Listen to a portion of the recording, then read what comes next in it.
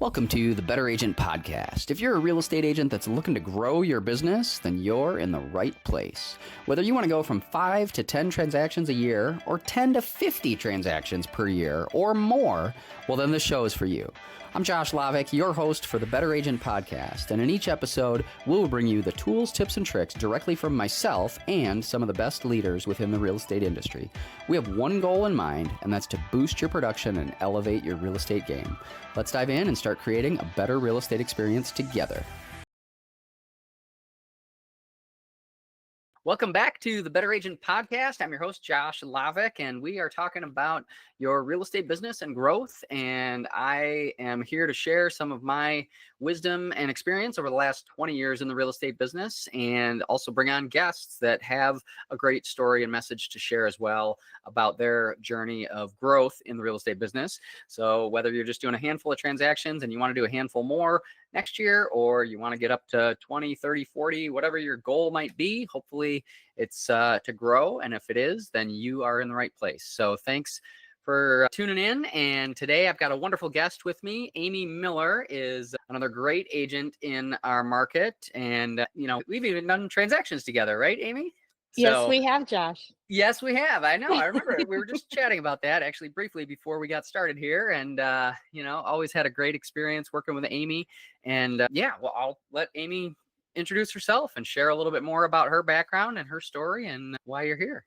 Awesome. Thank you so much, Josh, for having me. It's good to see you again and talk on this platform of yours.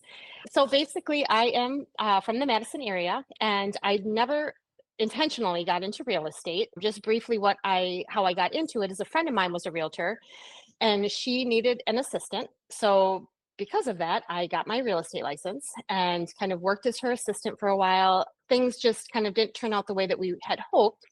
And so here I am with my real estate license, and I'm like, oh, I never thought that I would be an agent, but I did all the work to get my license. So I ended up, I prayed about it and just checked out different brokerages and kind of I thought that I was going to join a different brokerage than the one that I'm at. I'm with the Yoo team, Yoo Realty Group. We're under Real Broker LLC, but I had made up my mind to join a different brokerage. And last minute, it's so funny. I don't even know how I was friends with Marine Yoo on Facebook, but he had friended me and we were friends. And I ended up seeing this video that he posted, and he was like, my wife keeps buying all these leads. I don't know what to do with them. I need more agents on my team, something to that effect. And I was just like, okay, wait a minute. You have too many leads. At that time, I didn't even know that people could buy realtor.com or Zillow leads. I was just so new. I didn't know that. So I ended up reaching out to Marine, met him for coffee, and the rest is history. I've been on the team for 5 years now, just really enjoying it and growing and just finding a lot of success on the team. So I'm very thankful to be here. Well, that is a great story and a great message. And there's a couple things that stood out to me just as you're sharing this that I think are interesting to point out, right? I mean, you started as an assistant, right? You weren't even sure if you wanted to be a realtor. And here you were, you're just like, well, maybe I can be someone's assistant, right? They can pay me a little bit. I'll do the paperwork and handle things, right? I mean, is that kind of how you started? Yes, that's exactly how I started. And so that was the plan. And I was totally fine with that. That's what I wanted. This would be perfect. And then, like I said, it turned out to be a little bit different than we had expected.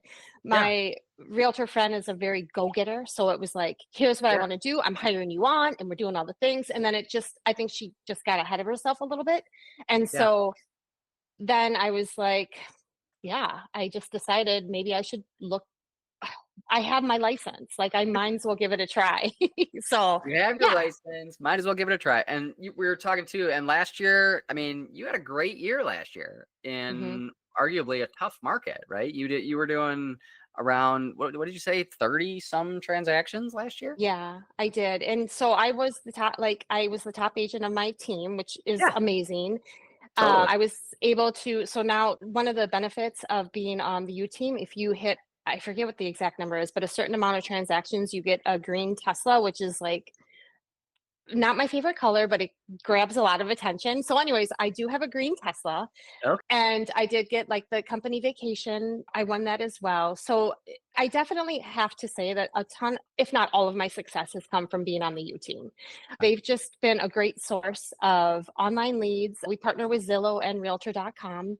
Hmm. And so that has just been a great resource of leads coming in. And quite honestly, like when I thought about doing real estate, when I first started Sure. thought about it, I was just like, okay, if I'm going to be a realtor, like I don't necessarily, just being so new, I was like, I don't want to like have my family and friends use me because I feel like I don't necessarily know what I'm doing quite yet. Like I would rather get practice, and I don't know if this sounds bad or not, but like on people Yeah. that aren't so close to me, like aren't in Okay. my sphere of influence, and like learn how Sure. to do it. And then, brand that, then I would feel comfortable in getting business with people who I love and know.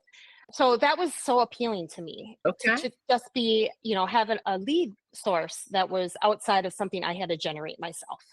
Totally. Yeah. What you know what I love also about that message, that thought, right? Because I mean, we get phone calls as realtors. In case you don't know, in case you're not in the real estate industry, like you'll get phone calls from pretty much every vendor out there wanting to sell you leads and sign up for the next lead platform, and the Z and the R and the all the other There's so many portals and platforms out there. Somebody always, I feel like, trying to sell you to sign up for their leads so that you can Mhm. get business. But I think there's something to be said. There is a legitimate source of business that can come from those, and but it's not automatic, right? Like you don't suddenly get this lead and then boom, you're hired, right? Like Right. I mean, I gotta say, there's been a few times where it's been like a one and done. I show yeah, them that's the yeah, house, we write an offer. But you're right, Josh. There's like a lot more to it. Like you are working that lead, you're showing them a lot of houses, you are, writing a lot of offers that aren't getting accepted. So there's a lot yeah, of working with that person before you actually get the sale. Absolutely. yeah. Yeah. No, I know. Yeah. I want to just temper expectations for anyone that may be listening, right? Like, oh, great. Well, Amy did it, so therefore I'm going to go sign up tomorrow, and now I'm suddenly going to get all this business. But which Right. may happen, right? But I think it's something I've noticed too, and I've experimented with all kinds of marketing over the years, and yeah, you may spend some money to generate a lead and an opportunity, but it's just you got to still stay on top of that. You still got to follow that. You still got to prove your value. You still got to provide the value to that person. Communication is super important. That staying in touch with them, time of response is super important, right? Like I know there's one of our lead sources that we get right now where it gets sent out to me and like 5 other agents. Heck, it might even go to you. And like, if I'm too busy or something like that, guess what? Amy's answering the phone and she's calling. And who's going to get that business? Probably Amy if she's first, and probably me if I'm first. Sometimes Right. that speed to response is super important. So I guess that's been my experience in dealing with purchased, bought leads, sources, and stuff like that. I don't know. Would you say something similar or different? What would you say to that? Yeah, no, I definitely would say that that is the case with some of the lead sources that we get. I think like one thing that I was thinking about when you were talking is that there's a lot of opportunity within a team, just speaking of the U team. So the leads are presented to you. I feel like a lot of your success as an agent is going to depend on your drive and your ability to stay organized, and also I think just manage because time and schedule. Because one thing with real estate that really took me a while to get used to is that the schedule is very there is no set schedule. So that was something where it was like you always you have to be ready. You don't know when a lead's going to come in and you're going to have to answer the phone, or when somebody is going to call and want to see a house. So like you always kind of have to be on. So I think, and we had, we were going to discuss also in here is kind of like your health and like the importance of taking care of your health and your Yeah. body and all those things, just because it can be a very stressful job, if you're not doing the things to take care of yourself, you know. So how do So you and manage that? I mean, I know for me, it's like I've struggled with the same area, right? Like, you have a certain amount of drive and desire and willingness to do whatever it takes to kind of succeed and help your clients, and you want to do that.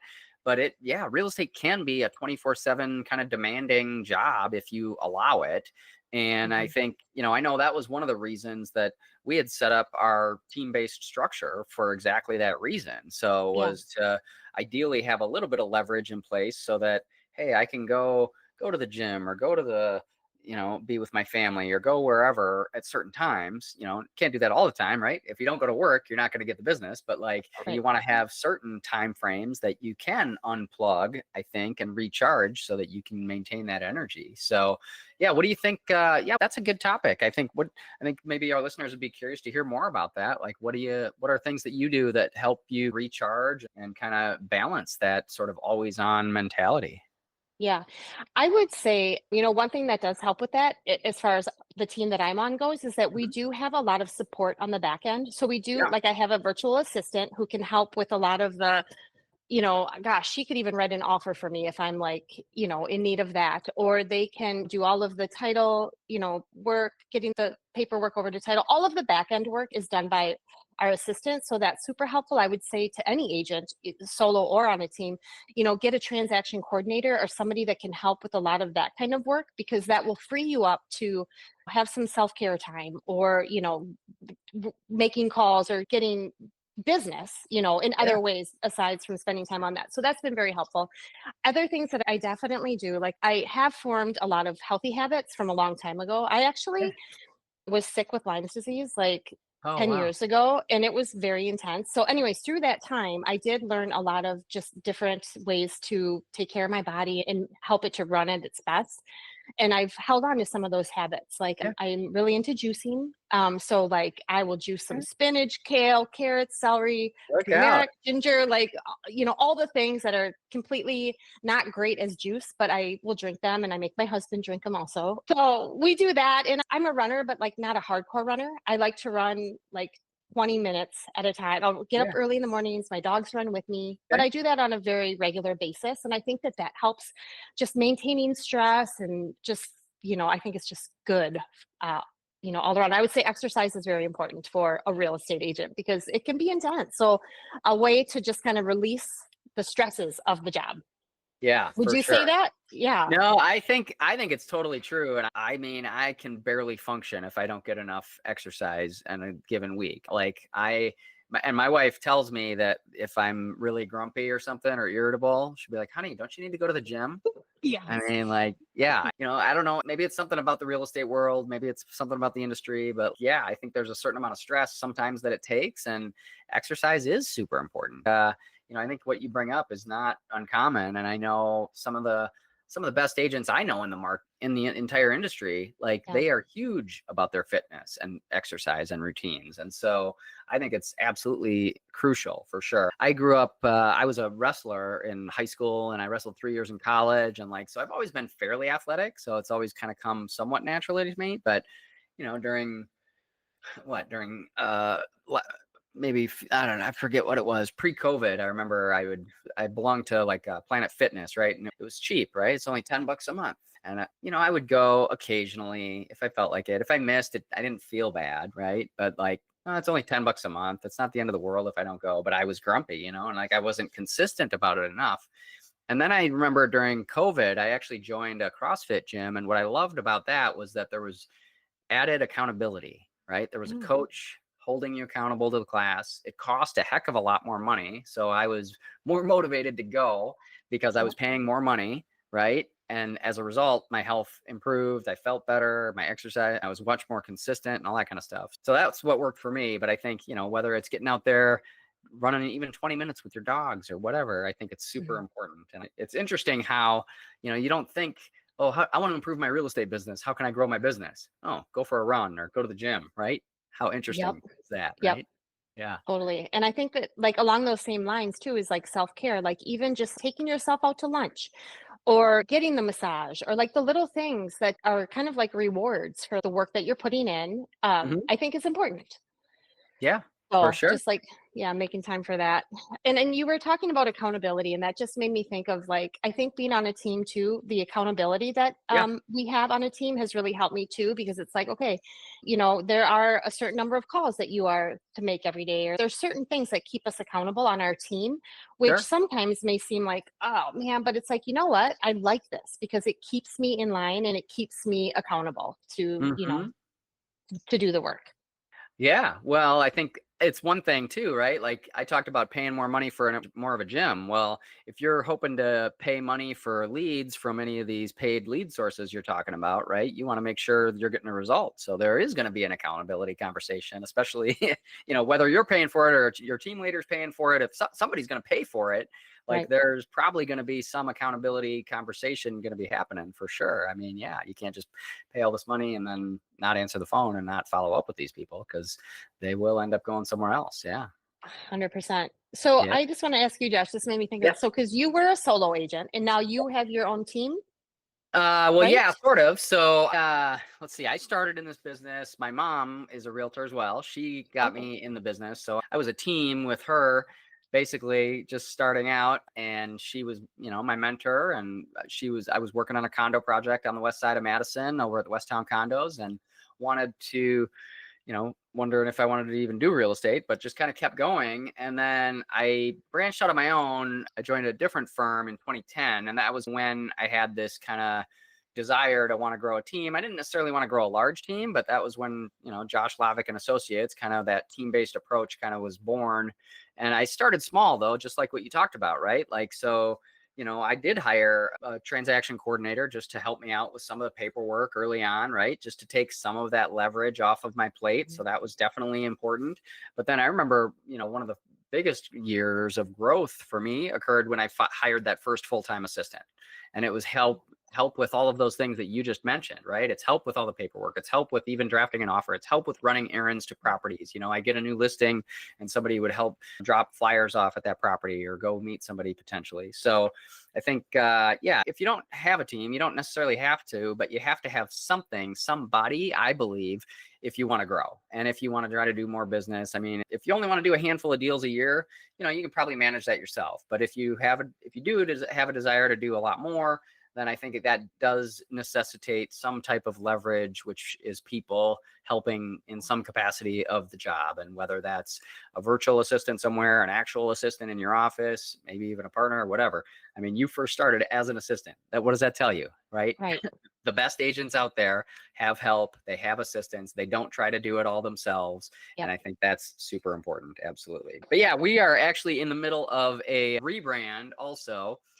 Sort of transitioning our team. So we are not really changing too much in terms of our structure, but going from Josh Lavik and Associates to the Lavik Home Team. So that is our new official, this is my first podcast announcement of this. I was actually just drafting a PR announcement. So you will be seeing more and more from the Lavik Home Team in the next few weeks and months as we work on our rebrand. So that's Congratulations. Thank you. That's awesome. Yeah. I think, Exciting. we wanted to just kind of shift. Yeah, the associates, I think, was fine, but, it did emphasize we were a group. But I think I wanted to just be more direct about saying, hey, we're about selling homes and we're a team, and that's our approach, and that's who we want to serve. Love it. Yeah. Yeah. Yeah. All right. Well, I feel like this has been a great conversation, Amy. Yeah. What other topics, anything on your mind you think that our listeners might find interesting, or things you might want to share with our listeners today?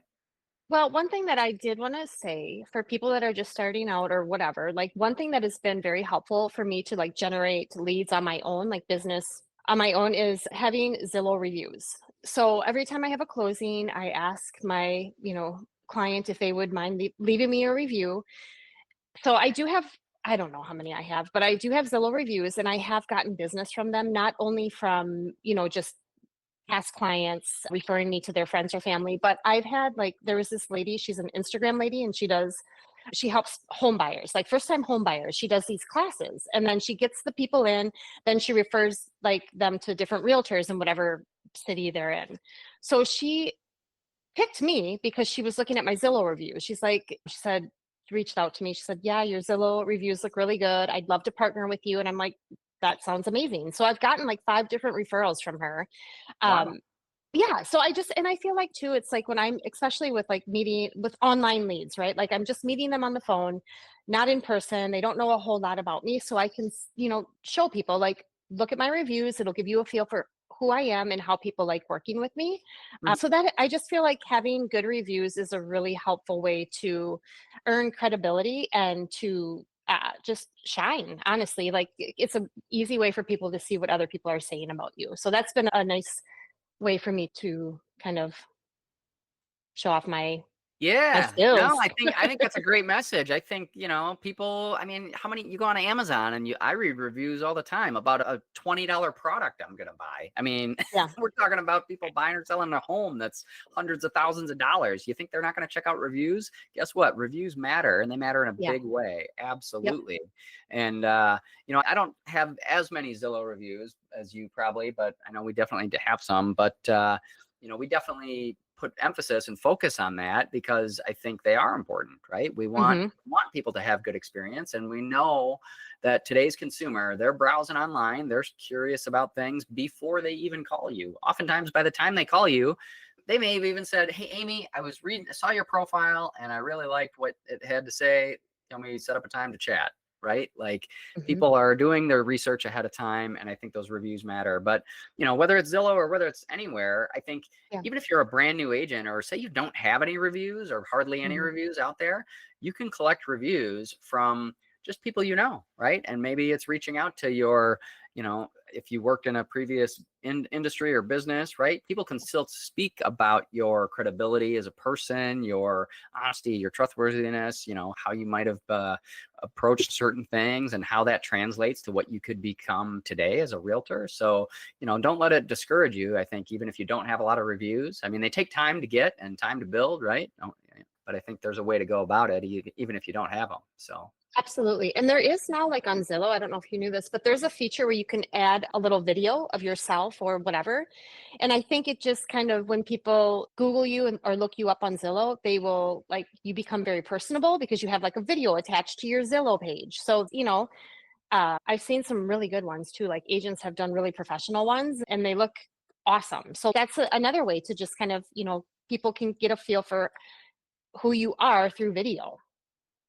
Totally. So, Video is yeah. great. I mean, I think, yeah, that's one of the first things that we have people are do when they join our team is like Mhm. crafting their bio and their identity and who they are. And like, people want to know the real you and who you are and what you're all about. And if you can put together a short 2, 3, 5 minute video about you, yeah, that's Yep. awesome. Totally awesome. Totally. Yep.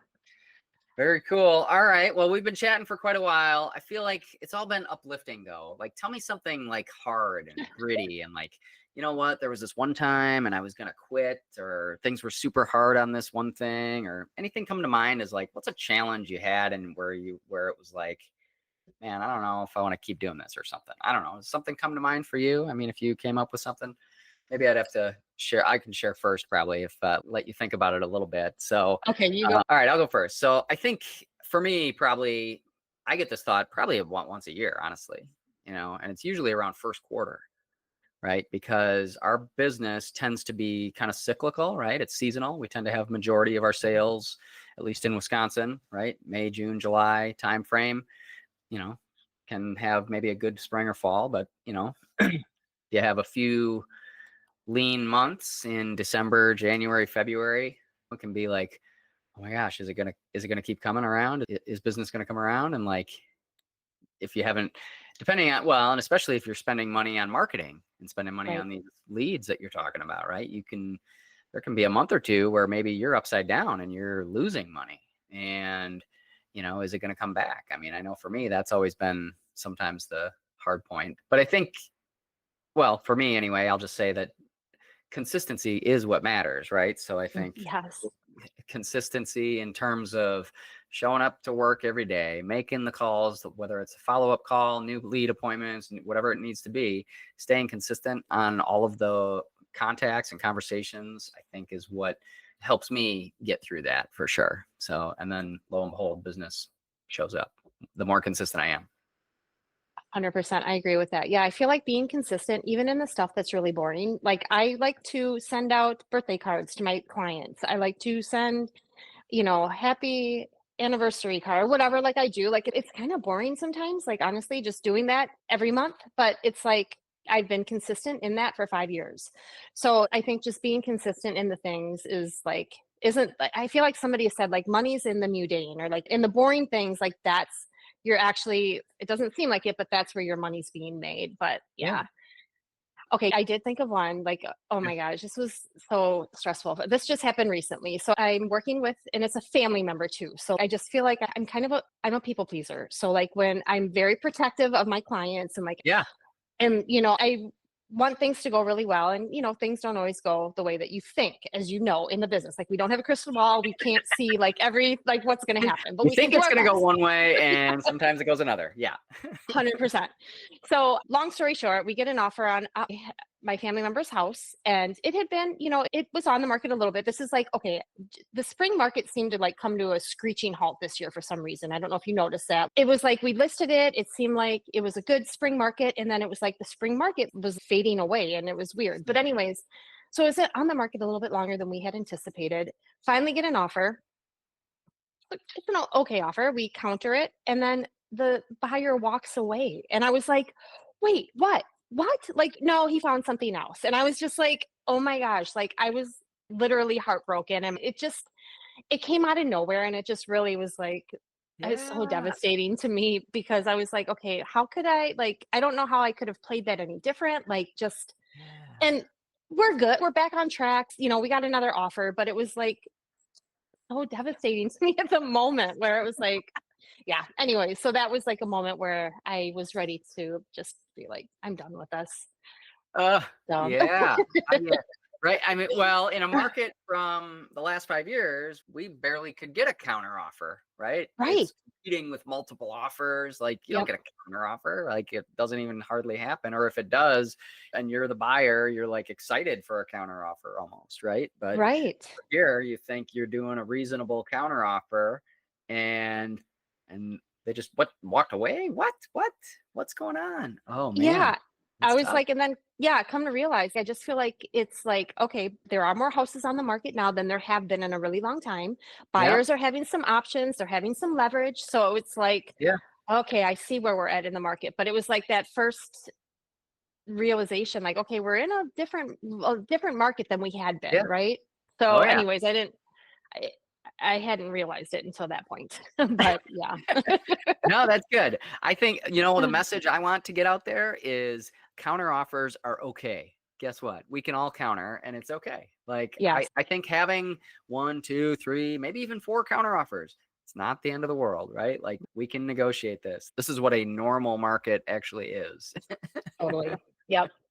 Yeah, Yeah. and I feel like like I started right during COVID, so like Yeah. I've never seen a normal market. Yeah. I'm used to this very intense sellers market. So Yep. now I keep hearing everybody saying like the market is becoming more normal, which is Yeah. good, but Sure. I just, doing a little bit of a Threw you for a switch. loop a little bit. Yeah. It did. It Yeah. totally did. Yeah. Yeah. Yeah.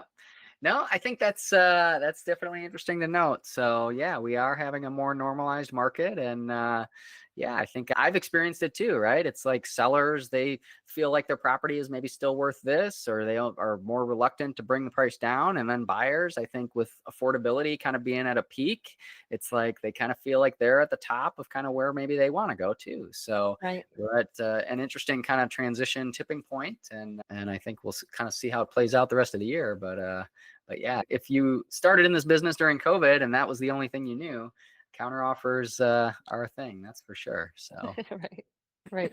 Right. well, very cool.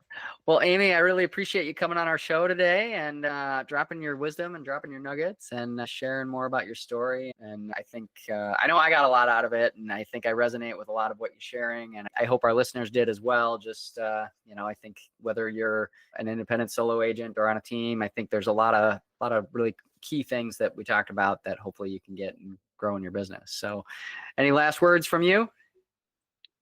Thank you so much for having me. It was a pleasure. I look forward to doing business again with you, Josh. It was always nice working with you. And yeah, joining the team has been amazing. So I would recommend it. I actually do recommend it to new agents that talk to me about what I'm doing.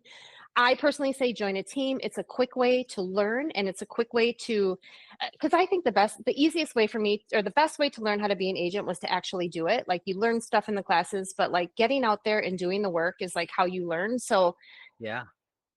do join a team that gives you some leads, gets you going, builds up your confidence, builds up your clientele base, and Yeah. it's just a really great way to get going quickly in real estate. Yeah, 100%. Very cool. Yeah.